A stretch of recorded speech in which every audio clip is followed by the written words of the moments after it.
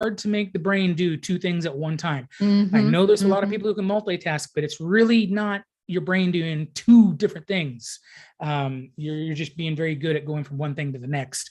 And Kathy is very good at that. So I hope everything is kind of working. I tried We're to kind of in. add some We're fluff in. Okay, in. there we You go. did a good Good. job. So Oh my good morning gosh. again, everybody. Yes. Now we've got the YouTube world joining us. So happy to have that work. YouTube requires a couple extra button pushes Yeah. more than Facebook. So sometimes things get caught up there and they don't work quite right. But anyway, it's good to be here this morning in on this sunny day before we get the windstorms that they're predicting. So batten down the hatches. It's going to be another one of those weekends.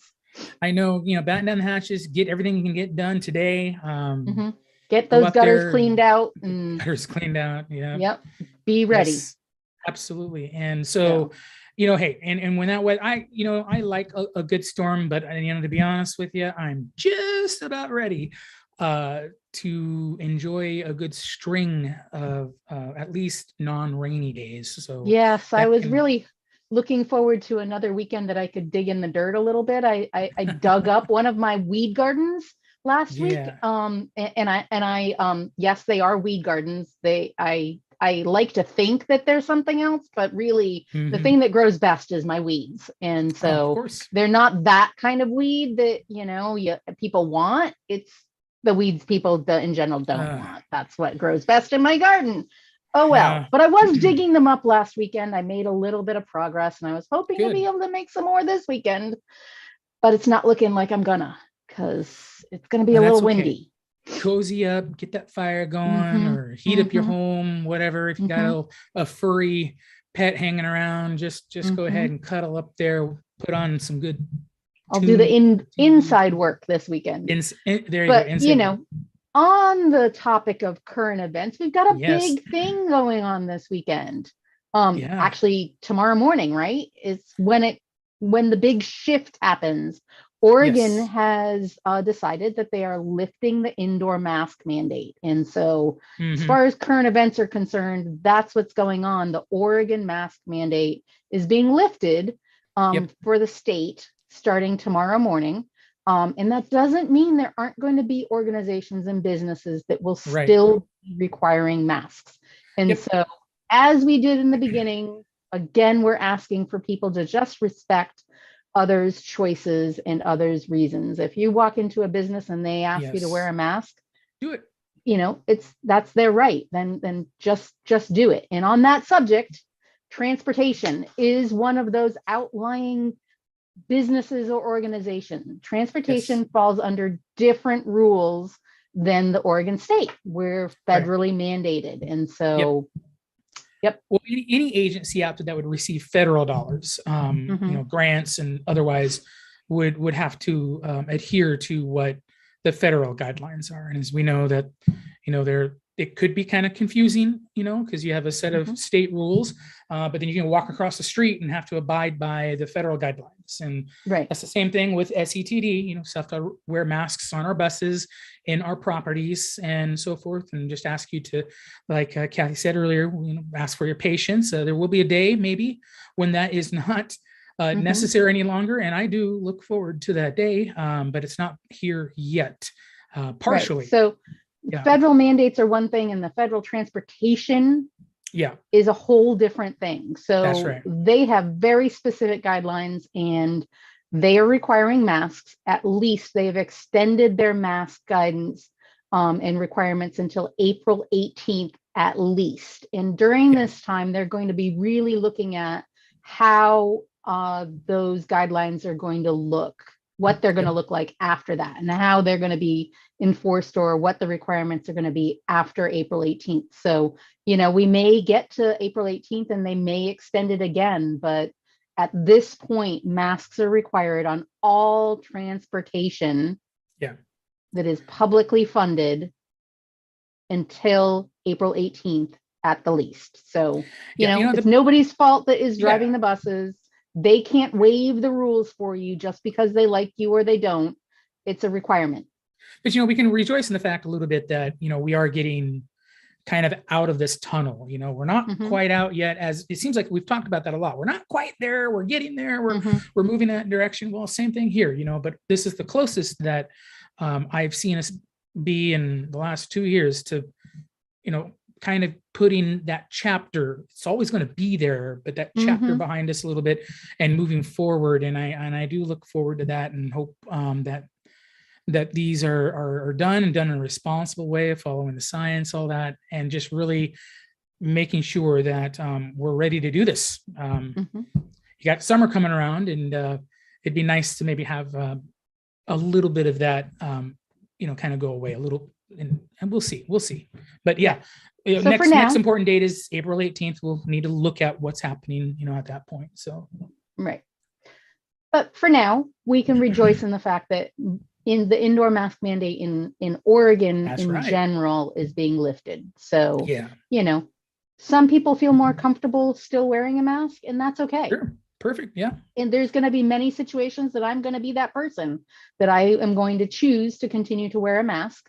Sure. And sometimes those reasons aren't entirely apparent to others. And so hopefully, people out there can be respectful of those people that choose to continue to wear a mask, because, people don't wear big neon signs when they have underlying health conditions, or they have family members at home that they're caring for, or children under the age of 5 that they're taking care of that can't be vaccinated. People don't wear labels that say those things. And so there's no way to tell why they're choosing to continue to wear a mask. So and we definitely don't want common courtesy and respect. We definitely don't want to devolve, from what makes us good neighbors. And so as we go into this stage, it's yet another chance for us to grow as a community. So let's see what happens. But I'm telling you what, Kathy, a lot of changes coming up. In fact, we have some things that we're going to talk about right now that focus around the show. And I was kind of wondering what you think, what's going to happen. What do you think? Where are we going with this show? People are watching this show. They enjoy it. I enjoy working with you on it and everything, but it looks like there might be some things that we're going to do a little differently in the future, right?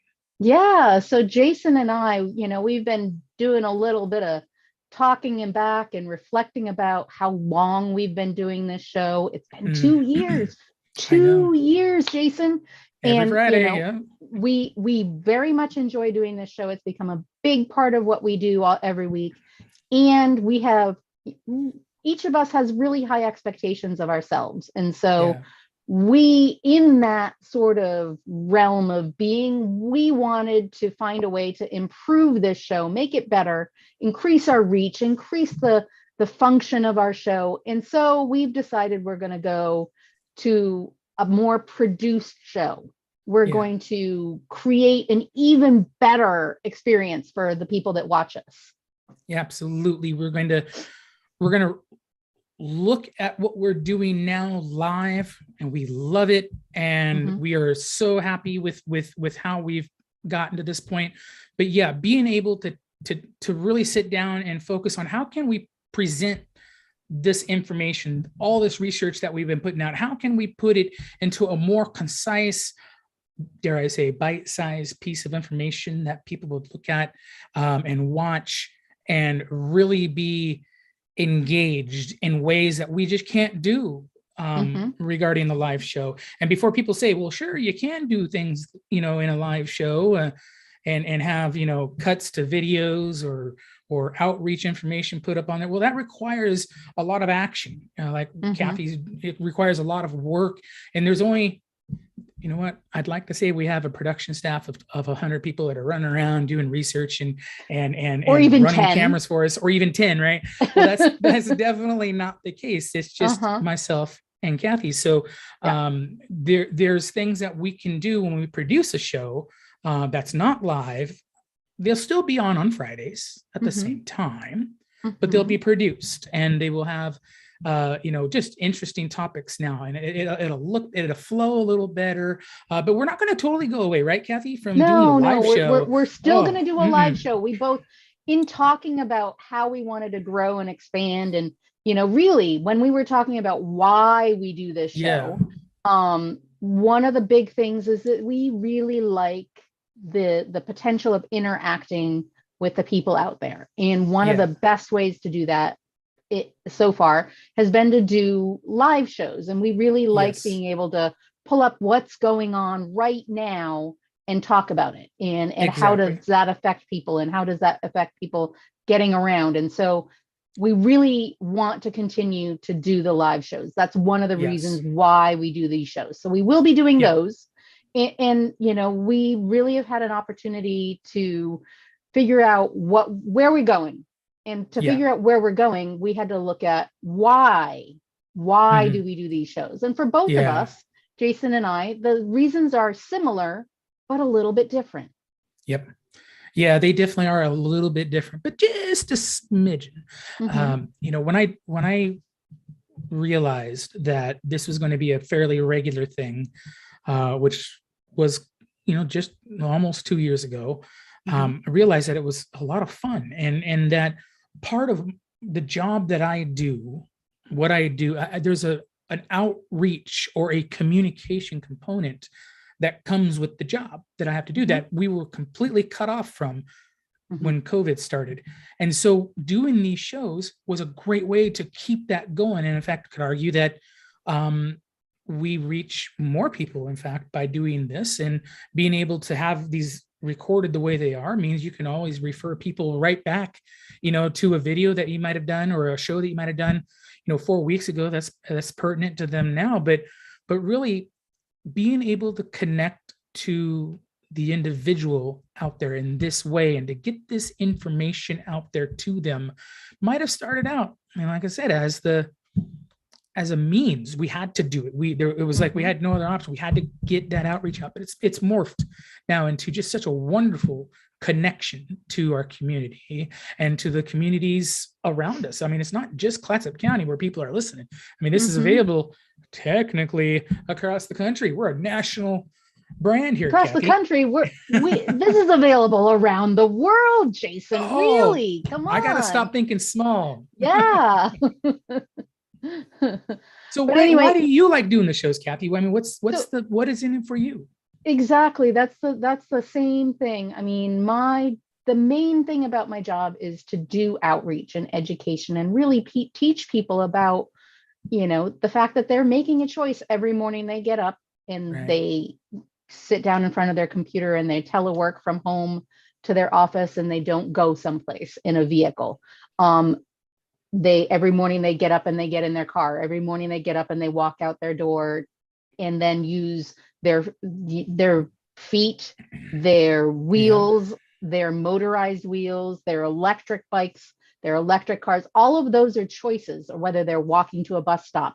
Those are all choices that are transportation options. And when we got stopped from going out and doing outreach and doing those kinds of things, it kind of, you know, shut all of that down, and we weren't able to really go out there and reach people or be at events where they could come to us.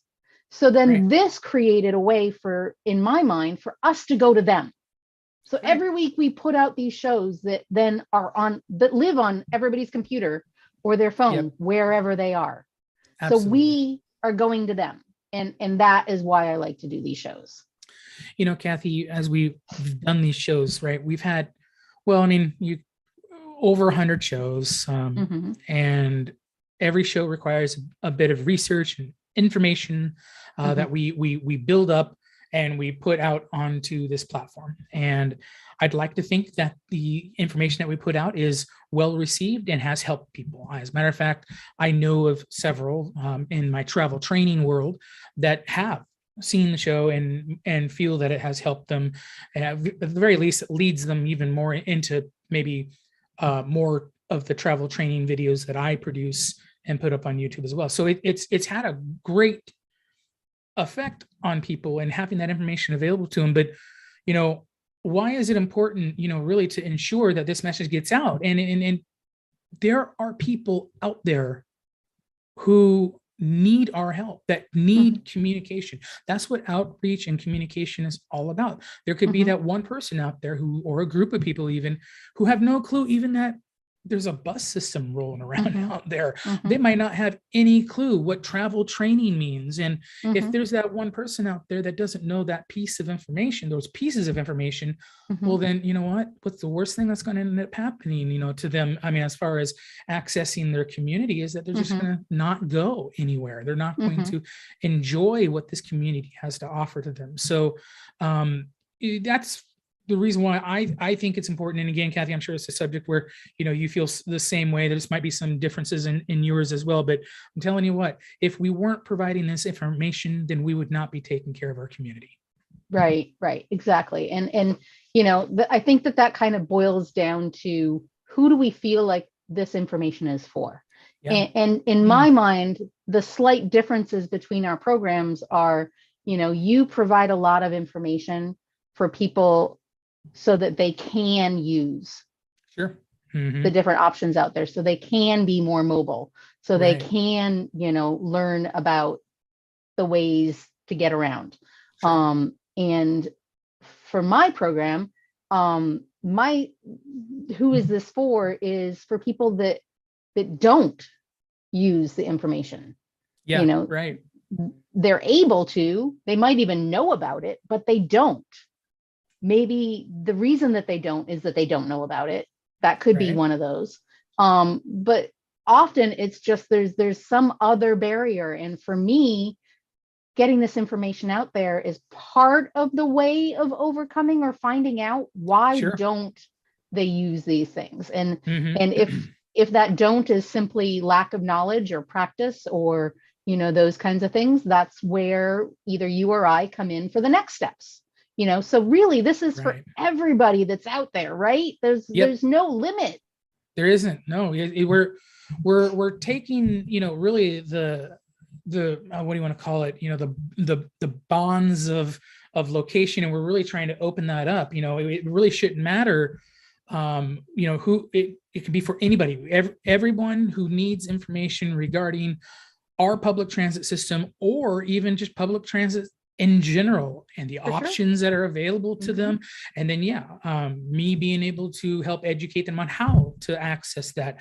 I've always thought about it, Kathy, you go out and develop options. That's one of the things that you potentially could do and can do and have done, is to develop something. And then I love to be able to come in and learn how to use that, and maybe bring some people in to teach them how to do that as well. Right. So it's a really cool combo. So really, it's for anybody out there. If you want to get out and you want to go have fun in your community, if you want to go out and go visit someone who might even be sick and stuff, whatever, for whatever reason, you just go out to visit mom or visit grandpa and grandma. I've had some teens ask me, can I get to my grandparents' house using the bus? Well, yeah, absolutely, you can. And they ask me how to do it. And then that's an opportunity to outreach to them and stuff. So, and then of course I can go, to people with disabilities. It's so important that we make sure that our system is fully equitable to everyone. It's everyone has an equal opportunity to get out of where they live and go to where they want to go. And whether or not that, again, like I say, it's a young person, an older adult, or someone with disabilities, we're here for them. And so I am really excited that I get to do this job, get to outreach to those people, and then doing this show gives us an opportunity to, like you say, take us to them a little more than what we would be able to do otherwise. Yeah. Right. And Jason, you actually, in this conversation just now, it reminds me to bring up that we're not just for, we don't just do this work for people that would be potentially using the services or the transportation options out there. Specifically, like if you're an employer or you're an organization and you're having a hard time getting people to your workplace, or you want to help get them there more easily, you want to provide transportation as a benefit to their employment. Well, that's exactly what we're here for. So if you're an employer and you have employees that you can't figure out how to get them to work on time, let's talk.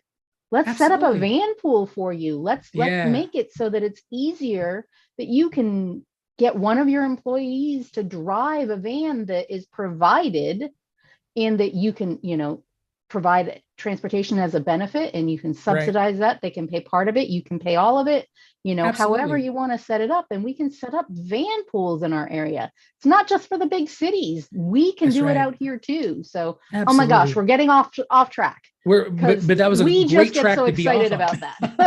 That's a great track to be off on, Kathy. Yeah. But I'll tell you what, some of the stuff that you mentioned there, let's just imagine that van pool thing, right? That you were talking about, the creation of a van pool. As we move into doing and changing our format a little bit, and we move into producing, these shows, well, what does that mean exactly, right? What does it mean to necessarily produce a show? Well, quite simply, it just means to take the information that we've gathered and put it in a different way and edit it and really kind of string things together. So for example, maybe if we had an example of a van pool, and we could go out, if we were going to be talking about van pools one show, we could go out and do a bunch of research with video and pictures and audio of a van pool actually in action. And I think so you wouldn't just see our two heads. Yeah. You'd see people using it and how it was established. And, we can do interviews with the driver to talk about how that works. And you can actually see it while we're talking about it rather than just having us talk about it. Absolutely. So being able to take something, that we're doing here, this is commonly referred to as talking heads. There's not much going on other than the wonderful and just bountiful information that we offer here. It's I have the talking head song in my head now. So the talking I'm just gonna, sorry. It's okay. Go ahead. Well, we have that, and that works great, and it's going to continue to work great for us. But now to be able to take and creatively put something together, allows us to consider a little more closely, to study a little more. So maybe what pieces of information do we want to put in? Do I want to produce maybe a video that comes over the top of, Kathy and I talking, and we can study that and understand it and so forth, that maybe explains it better to you? Outreach information, connection information, and then something new. Yeah, we can highlight that stuff. Yeah, and then that turns what we're doing into something that more people can use as training material or tutorials. Right. Yeah. So definitely. Because there's actual visuals of what's going on. And so it's easier for people to understand what we're going on about if there's actually a video or a storyline that they're following. Yeah. And Kathy, I think it's okay to say this, but there will be a time where you and I get up and go somewhere. When we did our shows back not too long ago, where we talked about where we can get to by using public transportation, it was a great show, and I think we had a lot of fun doing it, but it's nothing compared to getting on the bus and showing exactly what that looks like, right? So look forward to being able to do that at some point in the future. And as Kathy has mentioned before, have patience with us. It's not something that's just like a just add water scenario. It's a lot of work that we're going to put into it. And it's just us. And it's just there's not more team members. So it's not just exactly. We show up and the camera people have it all set up, and there's no script developed that somebody else came up with. We've got to do all the pieces and parts. Exactly. So I have to do my own makeup. I have to ensure that I look proper. Make sure your hair is right, right. The hair's got to be right.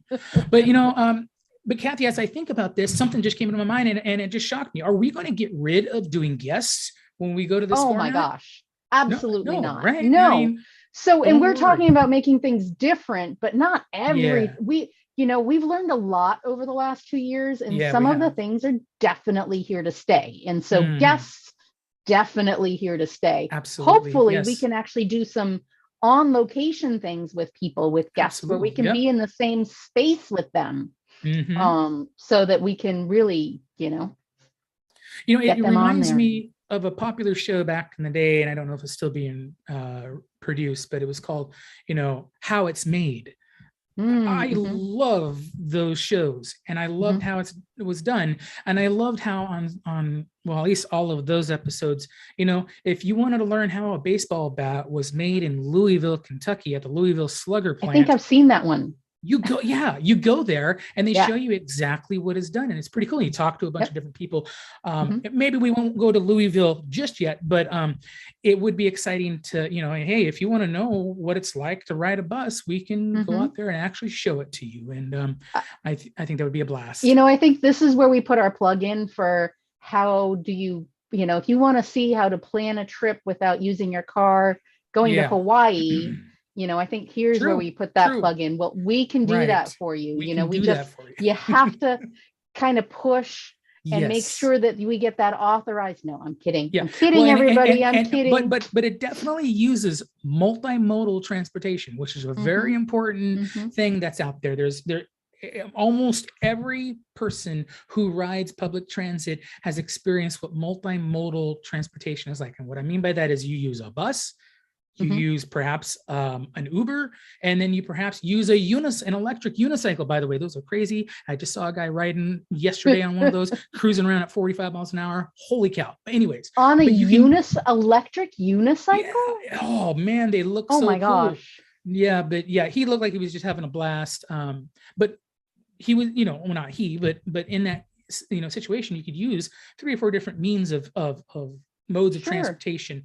And yes, getting to Hawaii, we'd have to use one. We'd have to fly, right? So we'd have to multiple uses of transportation. Uses. Yeah. So maybe we'll just take a ferry someplace, or we want everybody to be able to see all the different things that are out there. Yeah. And produced means we'll have a little bit more flexibility as to how we can show you these things, and hopefully it'll make it more digestible, more usable.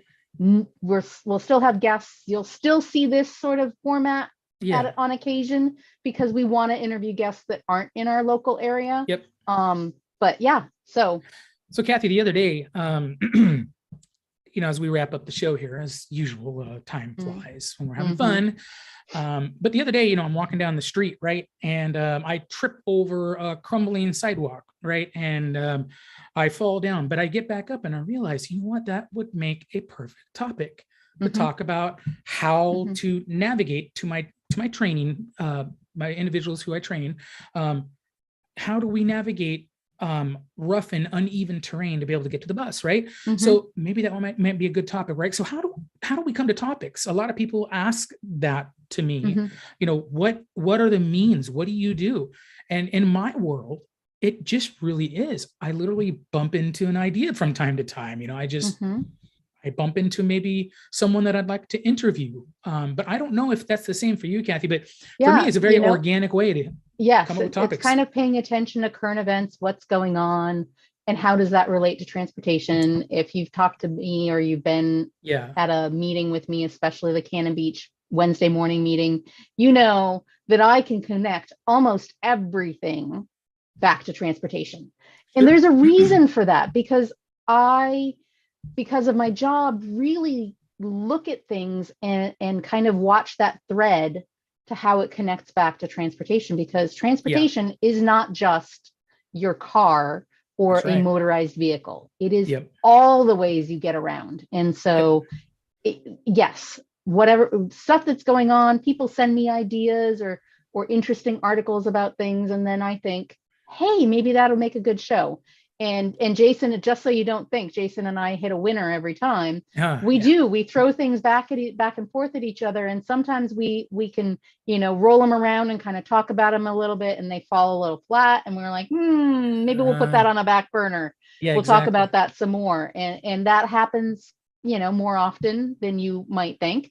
But sometimes we start on one thread and we realize that wasn't the show. The show is actually down here someplace, and we go with that one, that idea. And so, and I tell you, it's so challenging sometimes, because, this isn't the only thing we do. Quite frankly, this is really only 10, I can maybe argue 15% of what I do on a daily basis here for SCTD. So sometimes, we get a little tired, little long in the week, and it's like, oh, we got to come up with this. But I'll tell you one thing, this last thing I'm going to say, Kathy.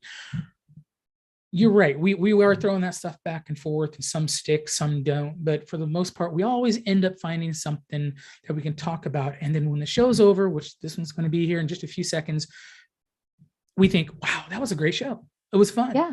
whatever Well, happens, and we it just hope happens. everybody out there really thinks that too. That Yes, yes, please. we're not the only ones that think that. So really, watch this space for some new and upcoming updates. Yes. Please make sure to like and comment and share our videos. It really means a lot to us. And that is part of how we get our ideas for our next shows. So if you have an idea for a show, great, put it right on down there in the comments. Please do. We'll bat it around and see what we can come up with. We'd love to have you on as a guest. If that is something that we can work into a show, we'd love to have that happen. Stay tuned. Yes, stay and tuned. Be safe out there. Yep. Thank you so much, that's Kathy. Where you have your be safe, be seen comment. Be safe, be seen. Yeah. You know, I got this high-vis umbrella back there, everybody. Be safe, be seen. If you're out there during the rough weather and stuff like that this weekend, perhaps just be careful, please. Stay dry. So thank you, Kathy, so much. Keep those feet on the ground. Yes. Very excited about our future. It feels good. Everybody have a great weekend. We will see you again soon.